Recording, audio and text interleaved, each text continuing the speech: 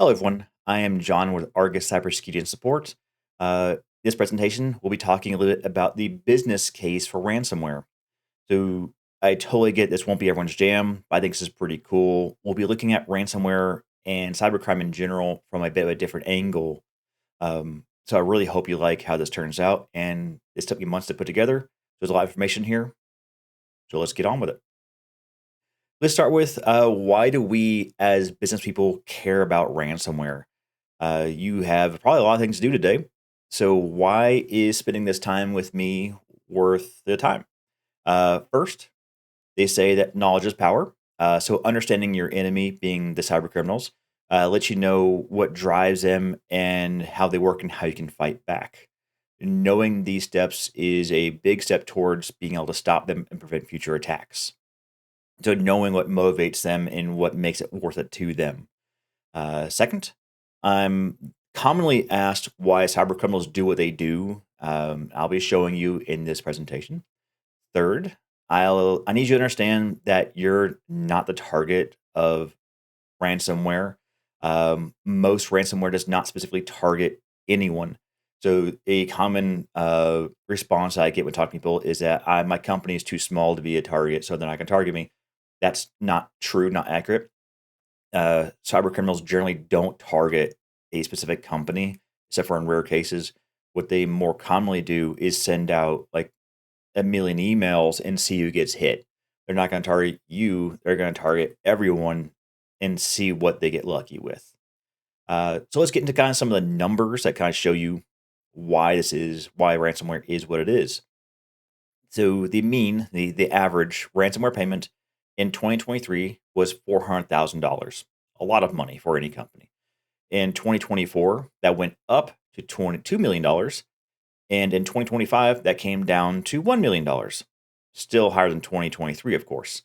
The 2024 numbers are skewed a bit by the largest ever payment of $75 million confirmed by the Dark Angels group for data extortion. So that kind of skews things a bit. But those are still pretty big numbers for any company to be handling, especially if you don't expect them.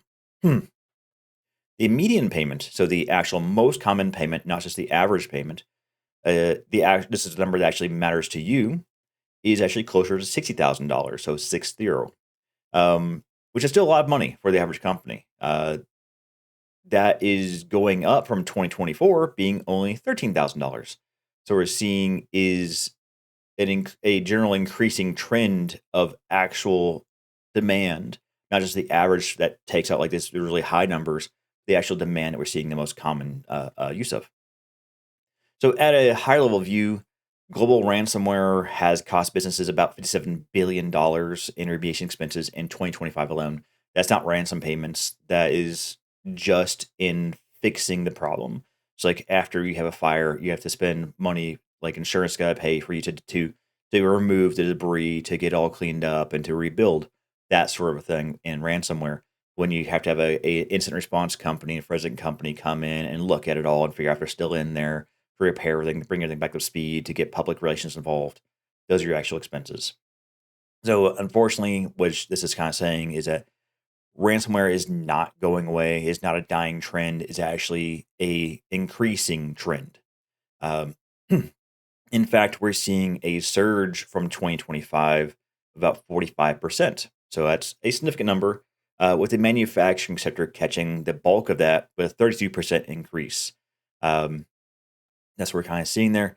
As you can see in my nice little chart here, the global costs of ransomware are increasing year over year, with a trending expecting in 2026 to be about 70 million.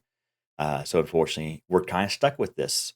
So like I said, people ask why cyber criminals do this. There's an obvious reason: money. They confirmed on-chain numbers for 2025.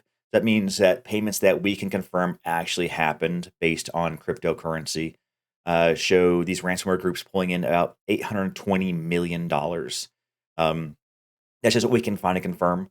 The actual revenue is probably much, much higher than that. They may be using other crypto chains that we don't know about or other forms of payment.